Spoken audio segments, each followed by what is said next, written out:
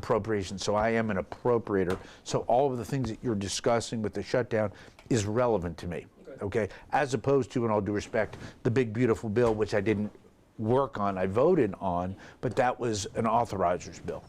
Okay. Whenever you're ready. We're good to go. Well, let's do it. Appreciate you being here. I guess we've got to talk about the gorilla in the room, the shutdown. I'll start with this. I hear Mike Johnson blaming the Democrats. I hear Hakeem Jeffries blaming the Republicans. Isn't there enough blame to go around? I mean, what do you think? David, I have served the people of the 3rd District now for 15 years. I'm in my 8th term. One of the things that I have always cherished is telling my constituents the absolute truth. When my party has done things wrong, I've tried to call them out on it. When the other party has done things wrong, I've tried to call them out. Where there is room for agreement or disagreement, I understand that. This shutdown, unequivocally, absolutely, is the fault of Chuck Schumer and the Democrats. And I have said this on national TV and on local TV. The truth doesn't change. The reality is that the House of Representatives voted to keep the government open with a totally clean continuing resolution until November 20th. The fiscal year ended September 30th. The new year began for the government October the 1st.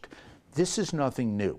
Many years we cannot get a budget done in time, bearing in mind it's got to pass the House and it requires 60 votes in the United States Senate to get a budget. And then the president, whoever he may be, has to actually sign that into law. When it works, we get a budget. That happened in 2024. When it doesn't, in 2025, we had a year-long continuing resolution. When everything fails, we lapse into a shutdown. This is the 4th government shutdown I have lived through. This one was totally indefensible, totally avoidable. We gave the Democrats everything they wanted in terms of a clean continuing resolution until November 20th so that we could work together. So I'm disheartened, I'm hurt, and candidly, I'm angry because of this. So to answer your question, is there blame to go around? There's always blame to go around on a plethora of issues, but the reality is Senate Leader Chuck Schumer, Minority Leader Chuck Schumer, has decided to shut the government down. 3 Democrats, and I applaud them for this, have joined with Republicans, but it needs 60 votes. They will take a 6th or a 7th vote today. The House voted to keep it open and continuing to talk. And what I will say is this: once we reopen, it's still going to take an agreement between Republicans and Democrats in the House, and it's still going to take 60 votes in the Senate to get to a budget. So nothing is gained other than the irreparable harm of a government shutdown to not only our troops, our federal workers, and our great republic. Were you surprised a couple days ago when your colleague across the state line, Marjorie Taylor Greene, shocked some people by appearing to side with the Democrats on the health care issue? In fairness to her, she can come to her own conclusion about that. Many Republicans agree with her, other Republicans disagree with her, but that issue is totally extraneous to what is going on now. Candidly, what happened was we had a clean continuing resolution, and the Democrats, specifically Chuck Schumer, brought this health care issue up on the Affordable Care Act subsidies, which is totally antithetical to the appropriation process. Bear this in mind. When the Republicans shut the government down in 2013 to do what? To fund Obamacare, it was a farce. 85% of Obamacare, the Affordable Care Act, was and is under mandatory spending. It still is. So Ms. Greene is entitled to her opinion on that issue. It's just totally irrelevant to what's going on right now. The Democrats are using this issue to cover the truth that they just shut the government down, largely because Chuck Schumer wanted it shut down. And I assume that you and Ms. Greene have a collegial relationship. Have you spoken to her since she went public with this? And if you did speak to her, what would you say to her eye to eye? She and I have not spoken about this. She is over the line in North Georgia, and we share this media market, and I know her well. Again, every member of Congress, whether they be Republican or Democrat, and some other Republicans have joined with her on agreeing on that issue, but not to muddy the waters on the budget. She would still vote, and she did vote, to keep the government open. There can always be issues, whether they're relevant to appropriations or not. That one is not, where we can continue to discuss these things. There's no question that these subsidies will expire by the end of the year, but it has nothing to do with the issues at hand. So Chuck Schumer and the Democrats in the Senate have muddled this issue. Sadly, Leader Jeffries has joined them after the vote in the House and basically has joined their chorus on that particular issue. What's been interesting now is over 70 Democrats want a re-vote because now they realize they voted not to pay the troops. They voted not to pay federal workers, and they're feeling that heat and pressure at home. They want to vote right now. They wrote a letter to Speaker Johnson just the other day. Unfortunately, they voted to shut the government down. They were unsuccessful in the House. They have been sadly successful in the Senate. Rightly or wrongly, many people in the public look at this shutdown situation, and again, they place blame wherever they choose. That's correct. House Speaker Mike Johnson has been very much out front. You talked about media appearances a while ago. He's everywhere. He's basically, stating his line. You had some interest in that speaker's position when it was open a while back. How would you grade his performance? And for those people who might look at him as a scapegoat rather than a hero because the government shut down in a Republican administration, how would you answer that? I'd give him an A+ for this reason. Right now, in the United States House of Representatives, when the 3 Democratic vacancies because of deaths will be filled, we will have a 1-vote majority, a single vote majority in the United States House. The United States Senate, it's only a 3-vote majority, 53 Republicans, but in order to get most things done in the Senate, you need a 60 vote. So that's what the impediment is now. But given the arduous circumstances and the very diverse nature of our caucus, where we have some moderates, we have center-right, and we have some of our friends who are further to the right, it's very difficult to govern with a 1-vote majority. I give him very high marks. I'd give him an A+. But on the issue of the truth, he and I have gone out all over the country, national, local, to make sure that the American people have the opportunity to see what is going on in this shutdown. Once again, it's indefensible as to what Chuck Schumer is doing. That is not going to change. The truth will not change. Reasonable minds can differ on policy and on politics, and I respect that, and on issues. But when you don't keep the government open, I think it's something that hurts our country, it hurts our credibility, and what's worse, David, it erodes the faith of the American people in our elected leaders, and it should. Getting back to Marjorie Taylor Greene just for a second, something I forgot about a minute ago. Sure. And I don't want to quote the statistics she said because I'm not good at remembering numbers. I just remember in one of the reports this week, she indicated that some large number, we'll guess 60%, some large number of constituent calls to her office were what was among the reasons that she gave for her position on that particular bill. I'm just curious, I know you guys monitor constituent calls. Are the majority of your constituent calls angry about the shutdown? Are they okay with the shutdown? Are they happy with the direction the country's going? What are you hearing from people? I'm glad you asked me that question. They've been largely silent. Through this shutdown, we have not gotten many phone calls whatsoever. And what's sad about it is a lot of federal agencies have shut down, and we think the reason for that is not that the people don't care, is that they see that the federal government is shut down. They may assume that we're shut down. I want to let our listeners know, not only is my staff working, they're working without pay. I'm working without pay. I suspended my pay day one. We are open for business. But I think, in fairness to the American people and our constituencies, they think we're closed. All right, I want to bounce around to some other topics. Please. Randomly. I cover a lot of education stories, and I have to admit, personally, I've been a little confused with the mixed messages coming out of the Trump administration and Washington It appears as though the Trump administration, has wanted to dismantle the Department of Education, putting more responsibility in individual states. Tennessee has already taken on some of those responsibilities. Are those of us in Tennessee ready for more responsibility? Are we as a state okay with less support or influence from our federal government? It's an excellent question. And David, as you know, I chair the Energy and Water Subcommittee of Appropriation, but I have long coveted my slot on appropriations for labor, education, health, and human services. So once again, this is in my wheelhouse. The reality is that the vast majority of education already vests with the state. 85% or more of funding for education in Tennessee is provided by the state. Local governments also have a tremendous amount of influence, and they should. I've always said the further away we get from local government, and I am at the federal level, the worse it is for any particular topic, because we want to make sure that parents and teachers, whether they're in Chattanooga, Nashville, Memphis, anywhere, or in rural Tennessee, have more control over their children's education.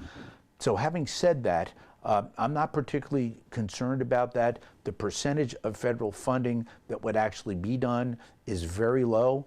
85% of it is done by the state of Tennessee, and I think we do a very good job in Tennessee on that. So am I unduly concerned? No. Do I want to see reforms made? Absolutely. My goal, though, and I'm the first person in my family to get to go to college. I was a complete project, or a product, if you will, of the public schools. I had 3 elementary schools, 3 middle schools, and 2 high schools. It was very difficult in many states for me to get ahead. Fortunately, I had great teachers in some of those places who helped move me forward.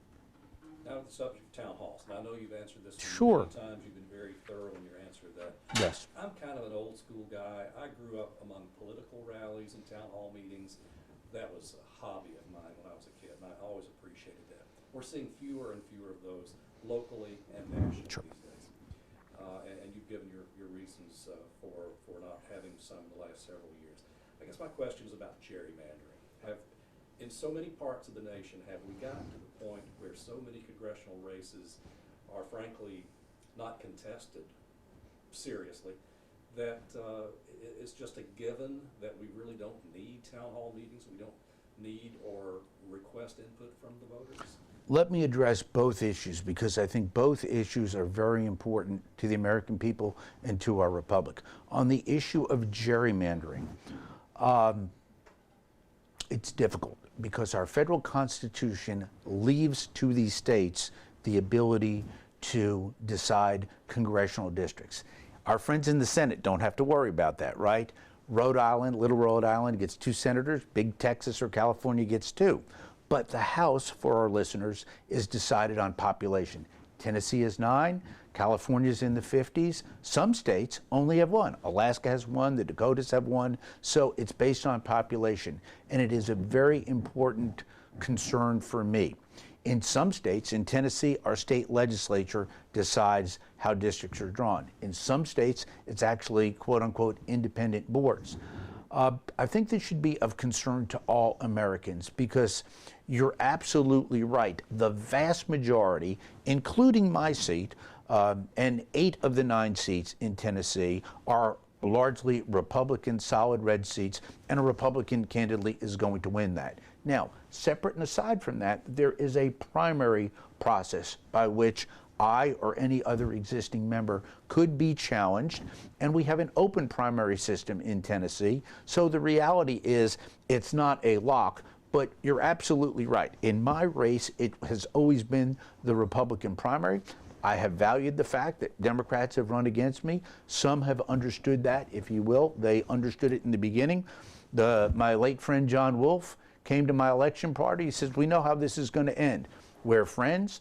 We're going to stay friends. You're going to get 2/3. I'm going to get 1/3, and we're going to go on.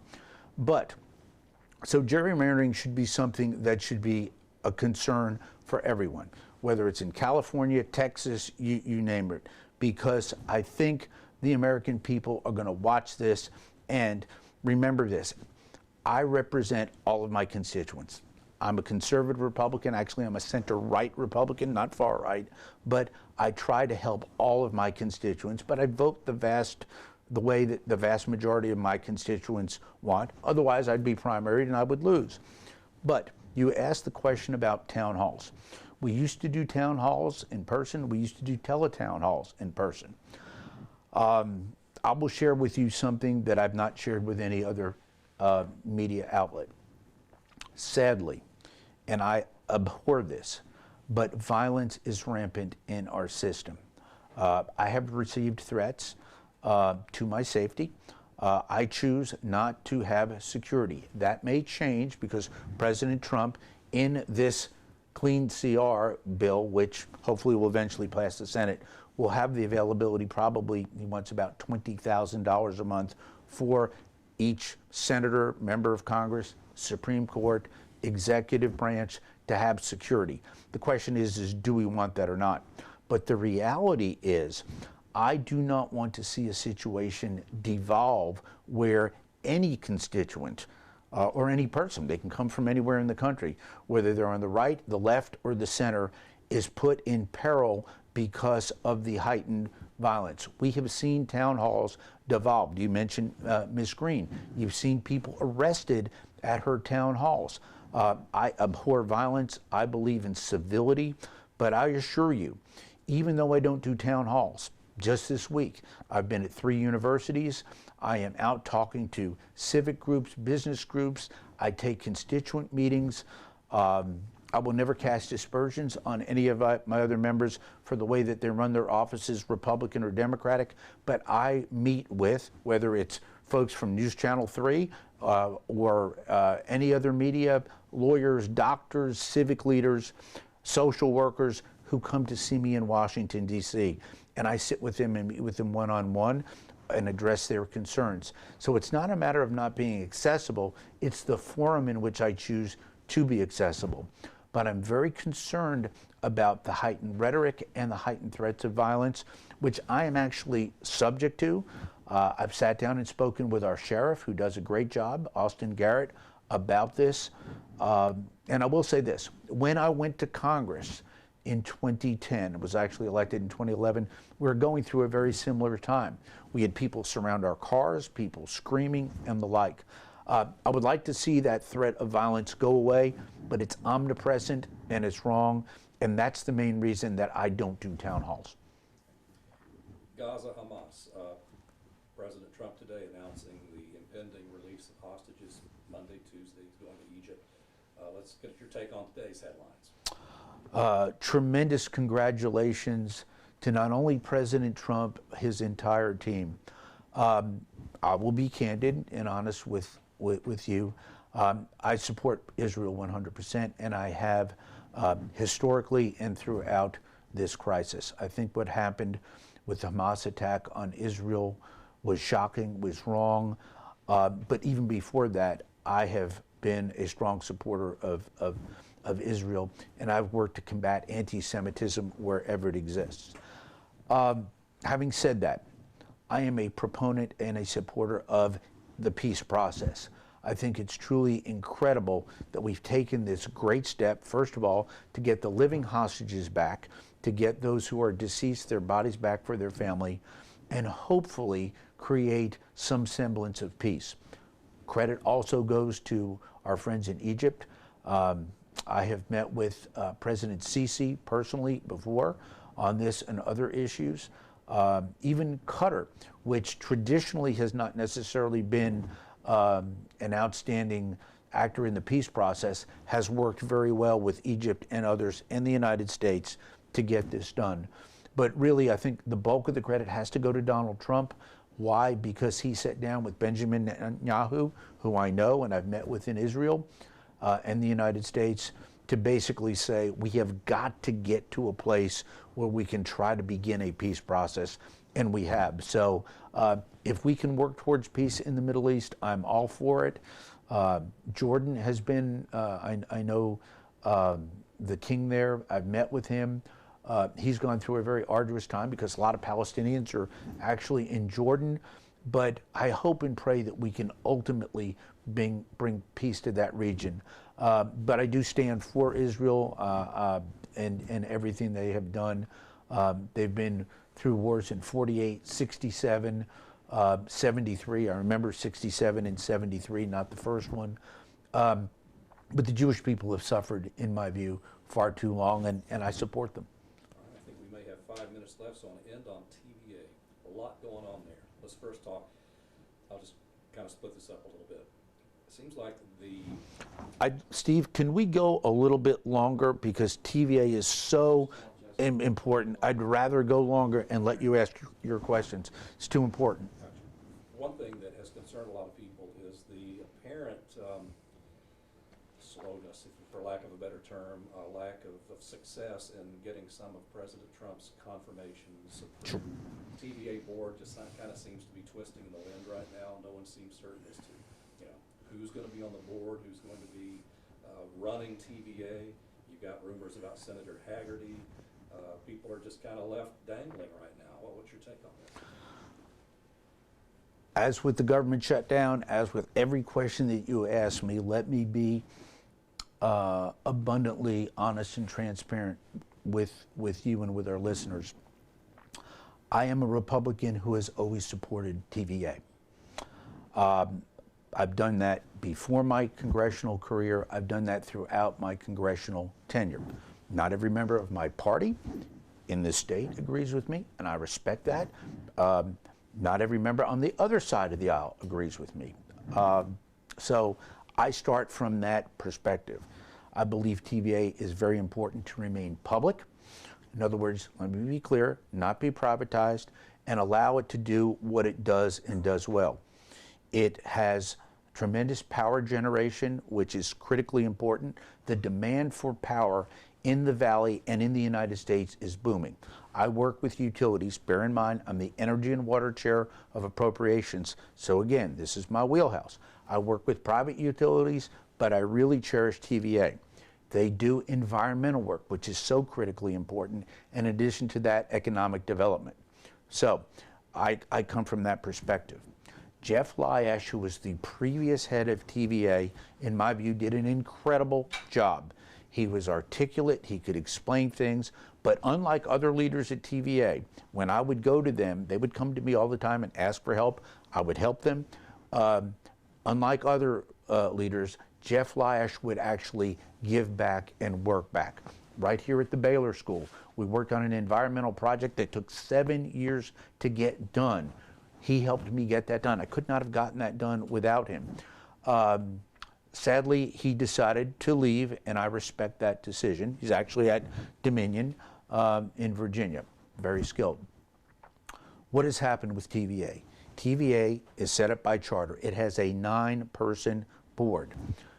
There were 6 members. President Biden tried before he left office to fill those last 3 slots to get it to 9. That didn't work out. We're in the United States Senate. So I have more TVA holdings in my district than any other congressperson in America. That's why I'm very passionate about this. They're chaired in Knoxville, which is not my district. That's Congressman Burchett's district. But the reality is there were 6. It requires 5 to have a forum.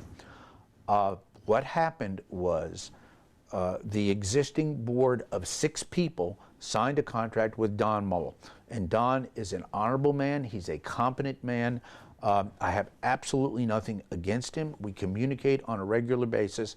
And bear in mind, he knows I'm a TVA supporter. So the TVA team works very closely with me.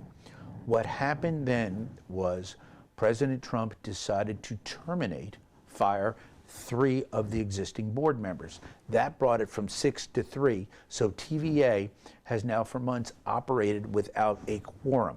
That is not a good situation. So President Trump now has nominated 5 people. There's 6 open, 5 people. They have been going through their process. There will be a hearing October the 22nd where they actually get vetted, and then hopefully before the end of the year they will get approved. So I'd like to see all 9 done, but we have 8. One is my very good friend from law school, Jeff Haygood. He's from Knoxville. Lee Beeman, former auto dealer in Nashville. There's a gentleman from Florida. But the bottom line is we will get that board repopulated. It will take time for the Senate to do their due diligence. They will confirm, I believe, all 5. We need to get that other 6 slot. Remember, this is not my call. It's the senators and the president, and I've spoken with them all about this. I've spoken with Donald Trump about this on several occasions. And he knows I'm passionate for TVA and for a public TVA. I do think that last slot ought to go to a female. I think we need to make sure that we don't have an all-male board. There are many qualified females who could support what TVA does, but again, that will not be my choice, but that is my request. Will this, once everything's in place, once the people are in place and everything's up and running, will this mean more nuclear facilities for Tennessee? It seems to be where we're headed. Another excellent question. TVA, to their credit, has a portfolio that has grown from 42 to 47% nuclear. But that is big nuclear. That is Watts Bar, that is Sequoia, and they do a lot of different things. So the answer is yes. But right now, we talked about budgets passing and failing. In fiscal 2024, I wrote one of the best energy and water bills for the country in years. That's just not me talking. That's Republicans and Democrats actually working together.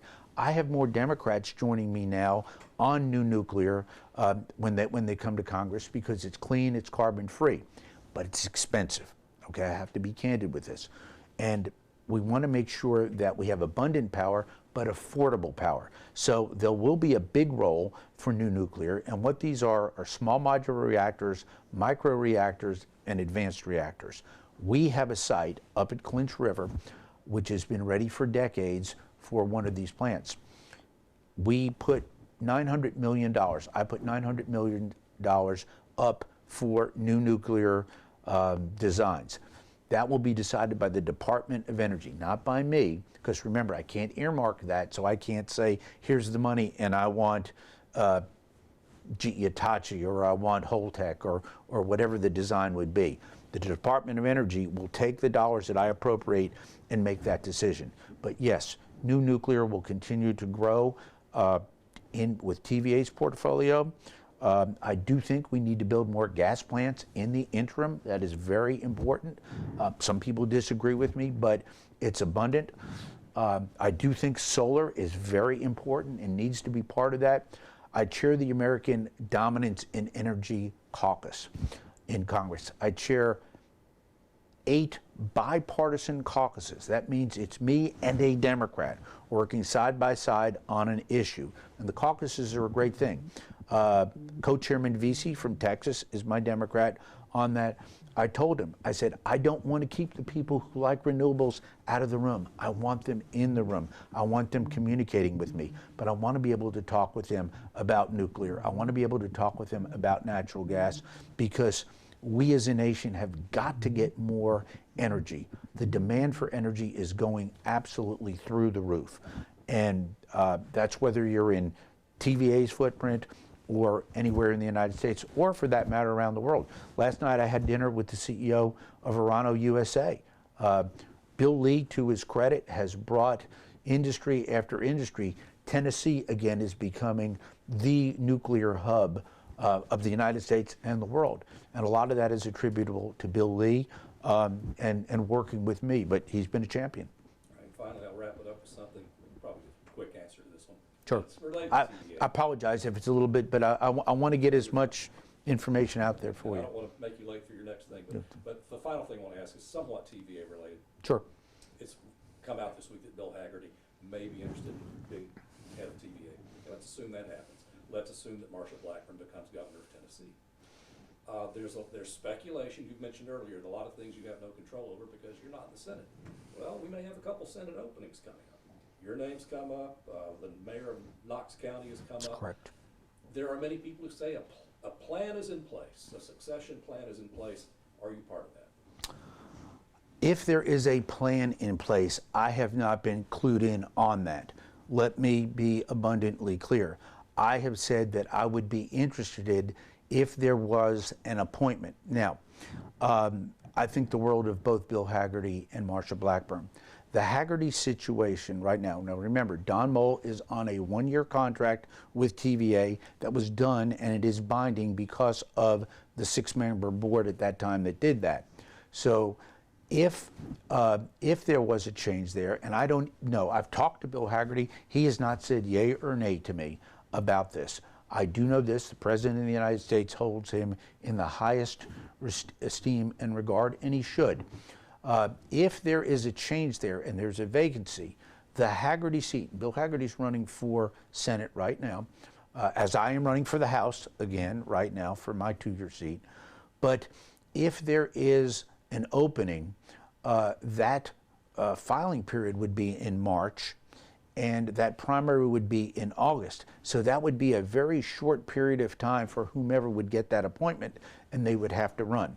Now, a candidate such as myself would be in a vastly better position, I think, than others vis-a-vis my competition, because I'm in a much better financial position. Federal funds can be used from a House race to a Senate race, and the like. So I'm a very prolific fundraiser. My numbers are all out there. Other very qualified people would like that appointment. That would be Bill Lee appointing for a short period of time. The Blackburn situation, and I've supported Marsha Blackburn, I endorsed her 3 months before she announced. So let me be candid there, and I do think the world of John Rose. We'll never say anything bad about John Rose, but the reality is I want Marsha Blackburn to be our next governor. That decision will either be made by her or by Bill Lee at that time, but that would only be a 2-year appointment. So when I hear some of my competition, and I love my competition on my side of the aisle, say they are running for that, the reality is no one's running for it. It would have to be an appointment, and there would be 2 very different appointments, because the Hagerty seat would be for a few months and then a 6-year term. The Blackburn appointment would be for 2 years, and then that person would have to run again right after that. So would I be interested in an appointment? Sure I would, but right now I've been blessed to be probably one of the most powerful members of the United States House as chairman on appropriations, not only with energy and water, but with defense and labor, education, health, and human services. So I've got a pretty good hand. Some of my best friends are like, please, please, please, don't leave the House. You're doing so much for the whole state. And I respect that position. Very good. Appreciate your time, appreciate your candor. Yes, sir. Great questions. He's free to go. And I apologize